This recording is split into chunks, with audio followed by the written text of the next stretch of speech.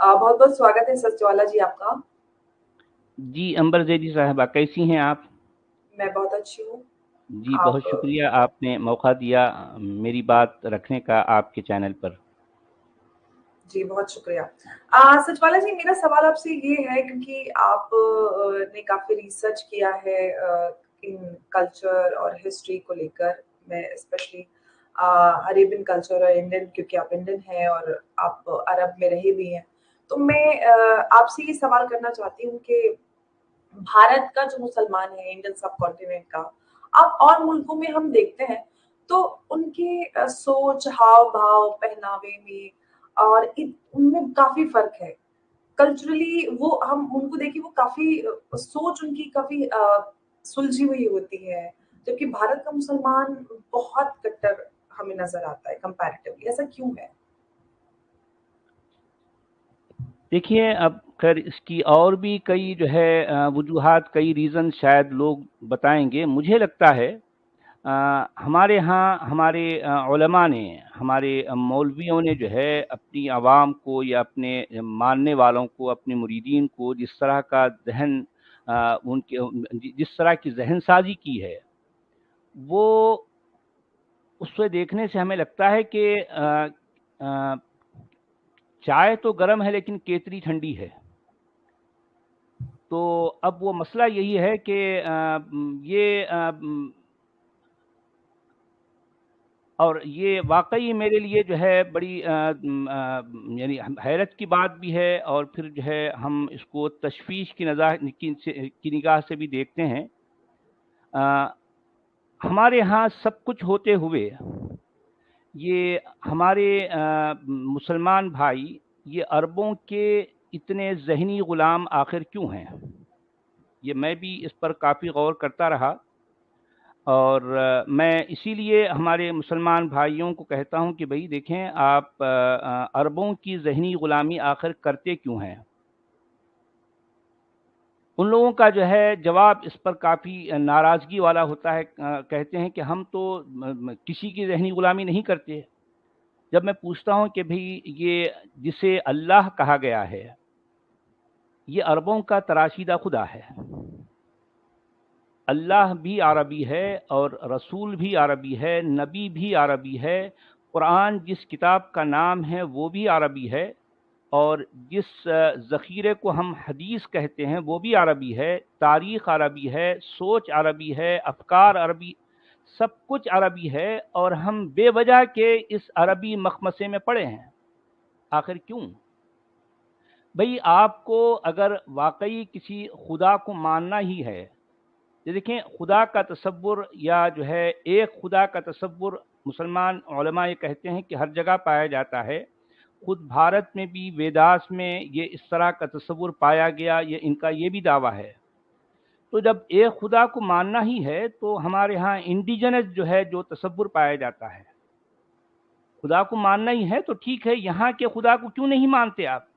ये अरबों से जो है ये इस तसव्वुर को क्यों इंपोर्ट करना चाहते हैं? क्या वजह है? जबकि हम देखते हैं कि यहाँ के 99% जो है मुसलमान अरबी जानते ही नहीं। उनको ये भी नहीं पता कि इस अरबी किताब जिसे कुरान कहा गया उसमें आखिर क्या लिखा है। वो सिर्फ और सिर्फ ट्रांसलेशंस की जो है बेसाखियों के सहारे चलना चाहते हैं, और इस अरबी कल्चर, इस अरबी जो है ज़हनी ग़ुलामी में वो इस किताब के लिए या इस पैगंबर के लिए जो कि जो है प्योरली अरबी है, उसके लिए मरने मारने को तैयार हो जाते हैं। इसकी समझ तो इनको कुछ भी नहीं है, लेकिन ज़री सी बात हो जाए तो जो है आसमान ज़मीन पर उनको जो है आसमान सर पे उठा लेते हैं। ये वाकई हैरतनाक बात है। इस बारे में हमारे मुस्लिम भाइयों को सोचना चाहिए कि इतनी आखिर जो है इतनी इतनी ज़हनी ग़ुलामी की आखिर ज़रूरत क्यों है? इस मामले में उनको जो है एक मियाना रवि, एक मॉडरेटली जो है मतलब उनकी सोच होनी चाहिए। यही तो मैं जो है अपने चैनल पर जो है उनसे कहता हूँ। बहरहाल देखें, अब वो वक्त के साथ साथ किसी हद तक तो बदलाव आ रहा है, लेकिन दूसरे तरफ हम जो है कट्टरता का जो हम मुकाबला कर रहे हैं, वो कट्टरता भी जो है ज़रूर चल रही है साथ ही साथ। तो بہرحال اس بارے میں ہمارے علماء کو بھی سوچنا چاہیے، اور جو ہے ہمارے مسلم بھائیوں کو بھی اس پر ضرور غور کرنا چاہیے کہ وہ آخر عربوں کے ذہنی غلام کیوں ہیں. جی اچھا، آپ ایسا کیوں کہتے ہیں کہ عربوں کے ذہنی غلام ہیں؟ نہیں، دیکھیے کہ جو آئیڈیالوجی پیورلی عربی ہے، اب دیکھیے میں نے ابھی جو کہا، اللہ اصل میں عربوں کا تراشیدہ خدا ہے. قرآن کے علاوہ اللہ کسی بھی کتاب میں نہیں پایا جاتا، کسی بھی کتاب میں نہیں ہے. اللہ کا نام یا اللہ والا لفظ اور جو ہے اللہ کے ساتھ جڑے ہوئے جو تصورات ہیں، جو کانسیپٹس ہیں، قرآن کے علاوہ کسی بھی کتاب میں نہیں ہے. اب مسلمان یہ تو کلیم کرتے ہیں کہ جو ہے اور بھی وہ آسمانی کتابیں آئی ہیں، تورات ہے، انجیل ہے، زبور ہے وغیرہ، مگر اس میں اللہ کا نہ تو لفظ ہے اور نہ یہ تصور جو قرآن میں پایا گیا وہ کسی اور کتاب میں پایا گیا. یہ خالص پیورلی جو ہے عربی تصور ہے جو کہ قرآن میں پایا گیا. قرآن کے باہر اللہ نہ تو لفظاً کہیں پایا جاتا ہے، نہ معنن، اور نہ جو ہے اس کا تصور. اور ظاہر بات ہے کہ جس شخص کو مسلمان اپنا نبی سمجھ بیٹھے وہ بھی عربی ہے، اس کی تمام باتیں عربی ہیں، اور قرآن بذات خود عربی ہے. اس پر جو ہے لوگ کہیں گے نہیں بھئی یہ تو جو ہے یعنی عربی نہیں ہے، یہ تو ہم جو ہے یہ تو خالق کائنات ہے، یہ کریٹر آف دی یونیورس ہے، یہ اس طرح سے کہتے ہیں. بھئی یہ ایک یونیورس کے کریٹر کو عربی میں اپنی بات کہنے کی ضرورت کیوں پیش آئی بھئی؟ جب وہ جو ہے کریٹر ہے انسان کا، تو اس کو عربی میں محدود رہنے کی کیا ضرورت ہے؟ اور پھر ہم جس جگہ جس علاقے سے تعلق رکھتے ہیں، یعنی ہمارا اس عربی کتاب سے، اس عربی آئیڈیالوجی سے آخر کیا لینا دینا؟ ہم اس کے پیچھے آخر کیوں لگے ہیں؟ ہمارے پاس کس چیز کی کمی ہے جو ہم اس عربی آئیڈیالوجی کے پیچھے پڑے رہتے ہیں؟ کیا بھارت میں کسی چیز کی کمی رہی ہے کبھی بھی؟ یا پہلے کوئی کمی تھی یا آج کوئی کمی ہے؟ پھر ہم ان کے پیچھے کیوں لگے ہیں؟ یہ پیورلی امپورٹڈ جو ہے، مطلب یہ جو سوچ ہے جو ہم پر لاگو کی گئی، جو ہم پر تھوپی گئی، ہم اس کو آخر اپنا کر یہ جو ہے مرنے مارنے کو آخر کیوں تیار ہو جاتے ہیں؟ کیوں؟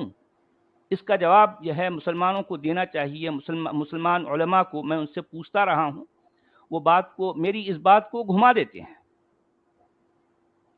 جی یہ بات دیکھیے، اگر ہم اسلام کی بات کریں یا کی بات کریں تو جیسا کہ ہم مانتے ہیں، میں مسلمان ہوں اور جتنے بھی مسلمان ہیں اور کافی فالوورز ہیں اسلام کے. عرب میں اسلام آیا اور وہاں پہ اترا، پھر وہاں سے اور دنیا بھر میں پھیلا. یہ بات ہے کہ وہاں پہ آیا، لیکن جو میرا سوال یہ ہے کہ آپ رسول کو، اللہ کو، سب کو مانتے ہیں، وہ سب کا ماننے کا ایک طریقہ، لیکن میں کلچر کے پوائنٹ آف ویو سے آپ سے بات کر رہی ہوں کہ کلچر ہر دیش کا الگ ہوتا ہے. عرب کا الگ ہے، بھارت کا الگ ہے، فرانس کا الگ ہے، آپ کہیں بھی چلے جائیں تو ہر دیش کا اپنا ایک کلچر ہوتا ہے، اور دین ایک الگ چیز ہوتی ہے. لیکن جب ہم انڈونیشیا میں بھی دیکھیں تو آپ کو وہاں پہ دھرم اور کلچر دونوں الگ ملتے ہیں. لیکن جب بھارت میں ہم مسلمانوں کو دیکھتے ہیں تو وہ ریلیجن کو ہی کلچر مانتے ہیں. ایسا کیوں ہے؟ ہاں، یہی ہے، شاہ سے زیادہ شاہ کے وفادار ہم جو کہتے ہیں نا محاورتاً، یہی بات جو ہے ہمیں یہاں سب کانٹیننٹ کے مسلمانوں میں نظر آتی ہے. یہ بات، اس کا تعلق یہاں کے جو ملاؤں یا پھر جو ہے جن لوگوں نے اپنی سوچ کو ہم پر تھوپا، اس کا تعلق اصل میں ملائیت سے ہے یا مذہبی پیشوائیت سے ہے. تو ان لوگوں نے ہم پر اس طرح کی باتیں تھوپیں، اور پھر جو ہے یہ ہمیشہ اس طرح کی جو فضیلتیں جو ہے بڑھا چڑھا کر جو ہے جو بتایا جاتا ہے کہ عربی زبان جو ہے جنت میں بولی جانے والی زبان ہے، جو آخری نبی ہے، اللہ کے آخری جو محبوب نبی ہیں، محبوب ترین نبی ہیں، ان کی زبان عربی ہے، وہ عرب ہیں. تو اور پھر جو ہے اللہ کا آخری پیغام عربی میں ہے. تو اب یہ ساری باتیں جو ہے مسلمانوں کے ذہنوں پر جو ڈالی گئیں، تو اس طرح سے غیر ضروری طور پر یعنی عرب یا عربی یا عربیت سے جو ہے ان کو اتنا لگاؤ جو ہے ہو گیا ہے، اور وہ اس لگاؤ میں وہ یہ جو ہے بھول بیٹھے کہ آخر ہم کیا کر رہے ہیں۔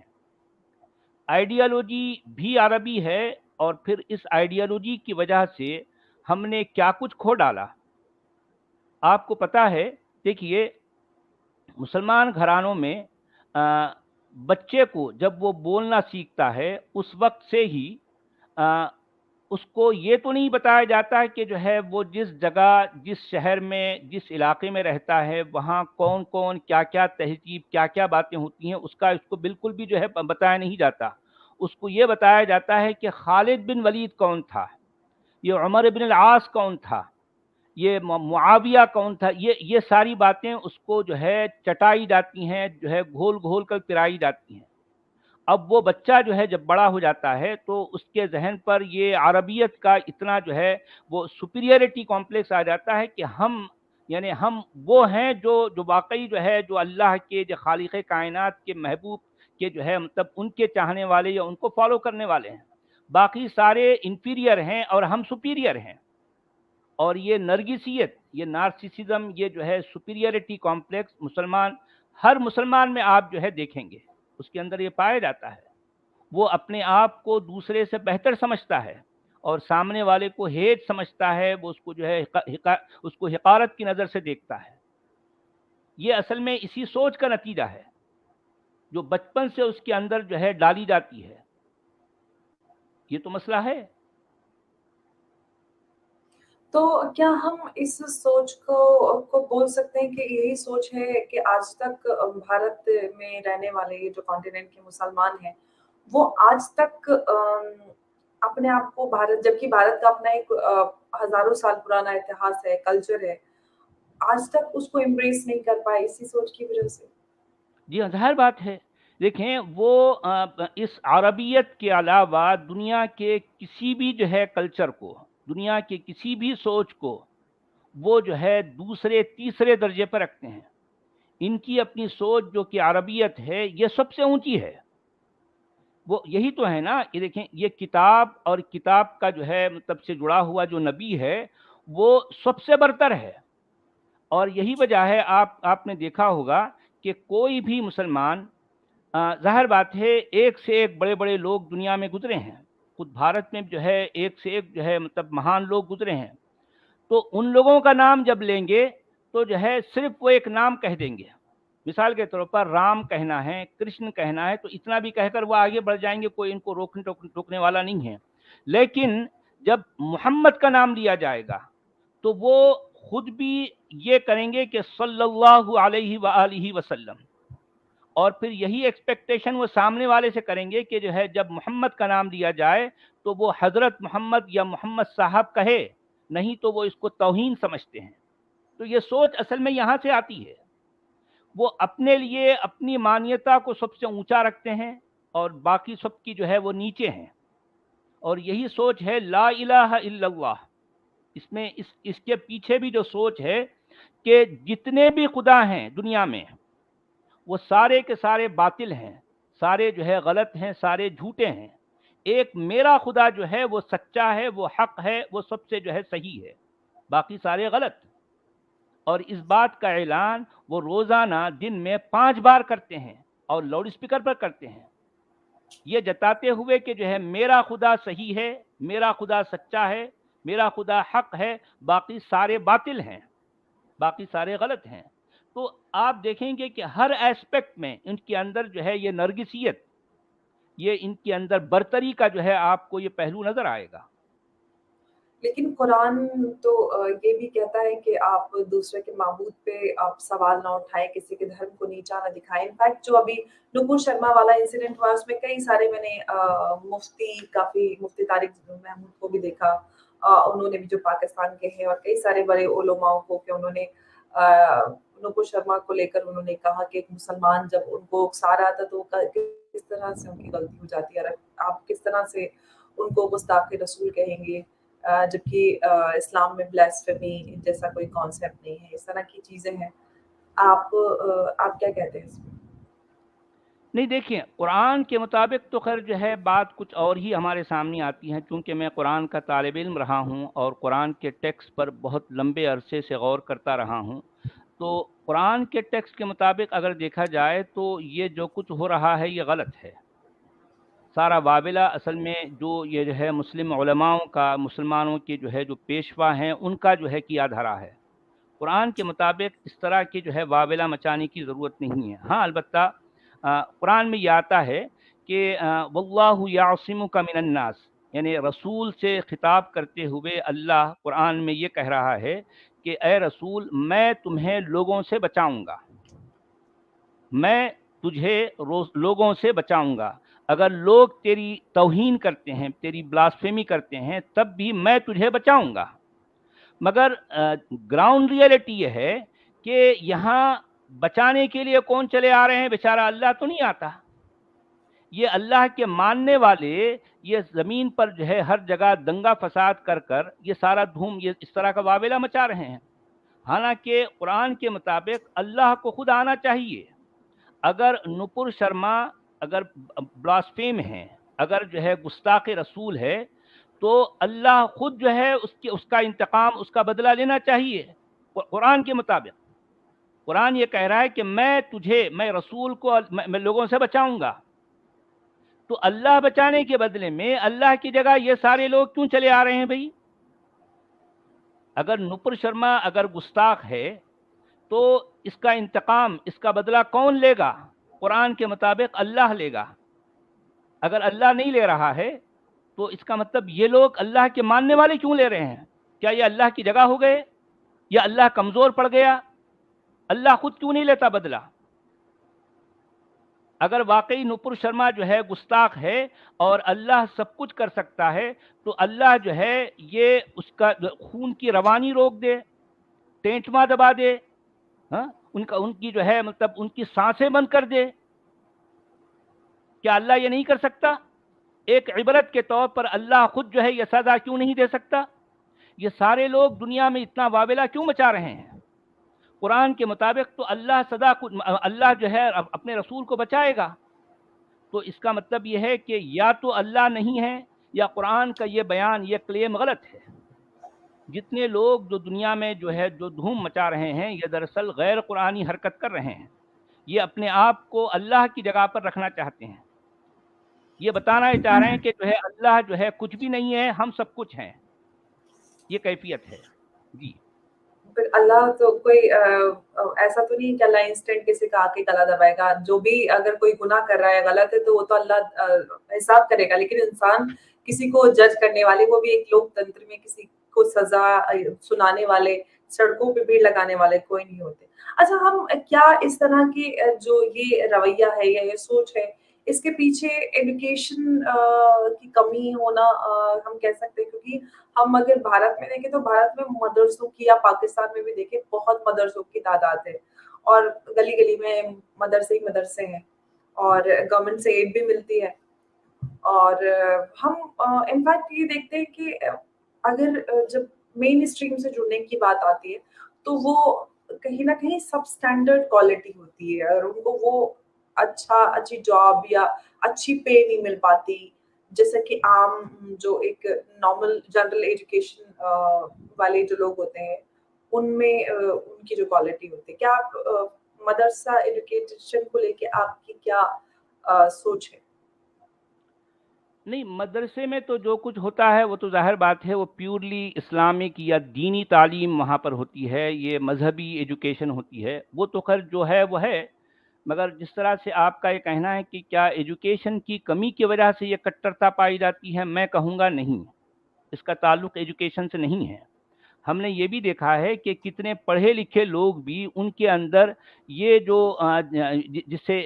جسے ہم کہتے ہیں کہ بھی عقلی طور پر سوچنے کا جو مادہ ہونا چاہیے، کہ چیزوں کو وہ اینالائز کر سکیں کہ بھئی ہم جو کچھ مان رہے ہیں، ہمارا جو کچھ عقیدہ ہے، کیا وہ واقعی لاجیکل ہے؟ یہ بات ان کو نہیں بتائی جاتی. چنانچہ میں نے یہ چیز ہر جگہ دیکھی ہے. مسجدوں میں، مسجد کے ممبر پر جو مولوی، جو عالم صاحب جو بیٹھے ہوتے ہیں، جو کھڑے ہوتے ہیں، وہ ایک ایک گھنٹے کی تقریر جو کرتے ہیں اس میں آئیں بائیں شائیں کیا کہہ رہے ہوتے ہیں، اور سامنے سننے والوں میں جو ان کے جو آڈینس ہیں ان میں ڈاکٹرز بھی ہیں، انجینئرز بھی ہیں، لیکچررز بھی ہیں، پروفیسرز بھی ہیں. وہ سارے کے سارے یعنی مطلب گھٹنے ٹیکے سر جھکائے ان کی مولانا کی باتیں سن رہے ہوتے ہیں. مجال ہے کسی کی کہ جو ہے وہ اس محفل میں اٹھ کھڑے ہو کر یہ مولانا سے یہ پوچھے، مولانا جی آپ نے یہ جو بات کہی ہے اس کا ریفرنس کیا ہے، اس کا ثبوت کیا ہے؟ یہ سوال کرنے کی جرت نہیں ہوتی ان میں. یہ مولوی جو کچھ کہہ ڈالے، سامنے والا پروفیسر، انجینئر، ڈاکٹر بھی ہے تو چپ چاپ ان کی بات کو سن لے گا اور سمجھ جائے گا کہ جو ہے یہ جو کچھ کہا جا رہا ہے یہ بالکل صحیح ہے. گویا ایسا لگتا ہے کہ یہ اس زمین پر جو ملا ہے اصل میں یہی اللہ ہے. زمین پر جو ملا ہے اصل میں وہی اللہ ہے. ملا جو کچھ کہتا ہے سننے والے اس کو ایز اٹ از لے لیتے ہیں اور اچھا اس کے سچوالا نتائج جی، ایک بات میری یہاں پہ نکل آتی ہے. جب جیسے مولانا یا مولوی کی بات کرتے ہیں، اسلام میں تو کسی میڈیٹر کا یا مولانا کا یا مولوی کا کوئی کانسیپٹ نہیں ہے، تو پھر یہ کہاں سے نکلا ہے کانسیپٹ؟ اب بات یہی ہے نا، دیکھیں یہاں سب سے بڑی مشکل یہ کیوں ہے. ایک طرف تو قرآن اپنے آپ کو یہ کلیم کرتا ہے کہ وہ کتاب مبین ہے، وہ مفصل ہے، وہ جو ہے ہر چیز کی تفصیل بیان کرتی ہے، ساری ڈیٹیل بک ہے، کلیئر بک ہے. ایک طرف تو قرآن کا یہ بار بار جو ہے کلیم ہے. دوسری طرف مسئلہ یہ ہے کہ قرآن کی کوئی بھی آیت اپنے اندر کوئی کلیئرٹی نہیں رکھتی. ہر بات میں ایمبیگوٹی ہے، ہر بات میں ابہام ہے، اشکال ہے. اور اسی ایمبیگوٹی کی وجہ سے لوگوں کو اس کی تفسیریں کرنے کی جو ہے ضرورت پڑی. اور تفسیر کون کرتا ہے؟ تفسیر نہ تو نبی کرتا ہے، نہ رسول کرتا ہے، نہ اللہ کرتا ہے. تفسیر کرنے والے علماء ہوتے ہیں، تفسیر کرنے والے مولوی حضرات ہوتے ہیں. وہ پہلے بھی رہے ہیں، آج بھی ہیں. قرآن کی کوئی ایک آیت پڑھ کر اس کو انٹرپریٹ کرنے کا کام کس کا ہے؟ اللہ کا نہیں ہے نا. حالانکہ اللہ کا ہونا چاہیے. اللہ کی ذمہ داری ہے کہ وہ اپنی بات لوگوں تک جب پہنچا رہا ہے تو ہر چیز کلیئر کرے. لیکن یہاں کلیئر کون کر رہا ہے؟ مولوی کر رہا ہے. اور ظاہر بات ہے کہ ہر مولوی کی اپنی اپنی انٹرپریٹیشن ہوتی ہیں، اس کی اپنی اپنی تشریح ہوتی ہے، اس کی تعویلات ہوتی ہیں، تشریحات ہوتی ہیں. تو یہی وجہ سے یہاں پر پیشوائیت کا کانسیپٹ جو ہے یہاں پر آ گیا کہ مذہبی پیشوائیت ضروری ہے، کیونکہ قرآن اپنے اندر کوئی کلیئرٹی نہیں رکھتا. قرآن کی آیتوں کو سمجھنے کے لیے ایک عام آدمی کو ملا کی ضرورت پڑتی ہے، ترجمے کی ضرورت پڑتی ہے، تفسیر کی ضرورت پڑتی ہے. یہ اسی وجہ سے ہے. یہ اس کا میرے نزدیک اصل مسئلہ قرآن سے شروع ہوتا ہے، کیونکہ قرآن اپنے اندر کلیئرٹی نہیں رکھتا. اس وجہ سے یہاں پر پیشوائیت کی ضرورت پڑتی ہے، اور پیشوائیت کے بغیر تو اسلام چلنے والا بھی نہیں ہے. یہی اصل میں سب سے بڑی مشکل ہے. جی لیکن ہم اس کو اس طرح بھی دیکھ سکتے ہیں کہ کہیں نہ کہیں جو پولیٹیسائزیشن آف اسلام ہوا ہے، اس کے پیچھے ایک وہ بھی وجہ ہو سکتی ہے کہ کیونکہ دین تو یہ کہتا ہے، اسلام یہ کہتا ہے کہ آپ خود پڑھیے، سمجھیے، آپ کی جو عقل آپ کی گوارا کرتی ہے، آپ کو جو لگتا ہے آپ خود اس پر سوچیے، گہن کیجیے، منن کیجیے. یہ تو ہو گیا جو قرآن یا اسلام کہتا ہے.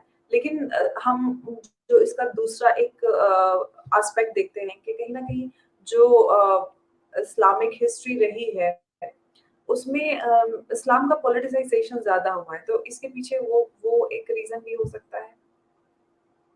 دیکھیے میں آپ کو بتا دوں، اسلام بیسیکلی ایک آئیڈیالوجی ہے، ملیٹنٹ پولیٹیکل. اسلام ریلیجن نہیں ہے، اسلام مذہب نہیں ہے، اسلام دین ہے. اور دین کہتے ہیں سسٹم کو. اور یہ سسٹم کیا ہے کہ ظاہر بات ہے یہ دنیا پر چھا جانا چاہتا ہے. یہ چاہتا ہے کہ جو ہے دوسرے جتنی بھی آئیڈیالوجیز ہیں وہ سارے باطل ہیں اور حق صرف جو ہے اسلام کو ہے. اسلام کا یہ بھی کلیم ہے کہ اس کائنات کو اور اس زمین کو بنانے والا اللہ ہے. یہاں راج اللہ کا چلے گا اور رواج اس کے رسول کا چلے گا. ظاہر بات ہے یہ ایک جو ہے پولیٹیکل ملیٹنٹ آئیڈیالوجی ہے. اس کو اسلام منوانا چاہتا ہے اگر یہ منوانا اگر زبان سے نہ ہو تو یہ بزور طاقت بھی، کہ طاقت کے زور پر بھی جو ہے منوانا، ظاہر بات ہے قرآن کی بے شمار آیتیں اس طرح کی تائید کرتی ہیں۔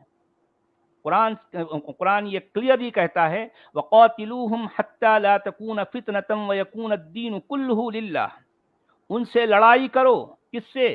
کافروں اور مشرکوں سے لڑائی کرو، یہاں تک کہ کفر اور شرک باقی نہ رہے اور دین سارے کا سارا اللہ کا ہو جائے، سارے کا سارا اللہ کا ہو جائے۔ یہی تو پالیٹکس ہے نا، اسی کو تو پالیٹکس کہتے ہیں، کہ ہر جگہ چھا جانے والا جو تصور ہے، ہر جگہ اپنے آپ کو نافذ کرنے والا جو تصور ہے، اسی کو تو پالیٹکس کہتے ہیں۔ اور یہ سب سے ایک بھیانک جو ہے پالیٹکس ہے جو ہمیں قرآن میں نظر آتی ہے۔ جی لیکن آپ جب یہ ایک ملیٹنٹ آئیڈیالوجی کی بات کرتے ہیں تو سارے مسلمان تو ایسا نہیں سوچتے، میں ایسی نہیں ہوں، میرے آس پاس کے لوگ ایسے نہیں ہیں، یہ آپ جو ایکسٹریمسٹ گروپ ہے ان کو آپ بول سکتے ہیں، لیکن سارے مسلمان تو ایسا نہیں ہے کہ سب اسی طرح کی سوچ پہ عمل کرتے ہیں یا وہ والی سوچ رکھتے ہیں۔ نہیں، دیکھیے اگر جو لوگ عمل نہیں کر رہے ہیں تو قرآن کے مطابق وہ پکے مومن نہیں ہیں۔ دیکھیں میں آپ کو بتاتا ہوں، قرآن ایک طرف تو اس کے بارے میں یہ کلیم ہے کہ یہ امن و شانتی کی کتاب ہے، یہ سلامتی کی کتاب ہے، ایک طرف تو دعویٰ یہ ہے، دوسری طرف سے حقیقت یہ ہے کہ قرآن میں قتل و قتال کے مشتقات کو 170 بار دہرایا گیا ہے، 170 170 بار قتل و قتال کے مشتقات کو دہرایا گیا ہے۔ آخر کیوں؟ اس کے پیچھے ریزن کیا ہے؟ اب آپ نے بالکل صحیح کہا کہ عام مسلمان ان باتوں کو نہیں جانتا، اس کا نہیں جاننا ہی ٹھیک ہے، اگر وہ جان جائے گا تو جو ہے دنیا کے لیے عذاب بن جائیں گے۔ جتنے لوگ ان باتوں کو جانتے ہیں انہی کی وجہ سے دنیا ساری پریشان ہے آج۔ اب آج سارے لوگ جان جائیں گے تو پھر تو جو ہے ہمارا جینا دوبھر ہو جائے گا، کیونکہ قرآن جن باتوں سے اکساتا ہے، دیکھیے ان اللہ اشتری من المؤمنین انفسهم واموالهم بان لهم الجنہ یقاتلون فی سبیل اللہ فیقتلون ویقتلون، یہ بات کیا کہی جا رہی ہے؟ اللہ نے مومنوں سے، ایمان والوں سے ان کے مال اور جان کے عوض مطلب ایک طرف جنت دے کر ان کے مال اور جان خرید لیا ہے۔ یعنی اللہ جو ہے مومنوں کی جان اور مال خرید لیا، اس کے بدلے میں کیا دیتا ہے؟ جنت دے کر ان کی جانوں کو، ان کے مالوں کو خریدتا ہے۔ اور وہ کیا کرتے ہیں مومنین؟ وہ خود بھی جو ہے خود بھی قتل ہوتے ہیں، سامنے والوں کو بھی قتل کرتے ہیں اللہ کی راہ میں۔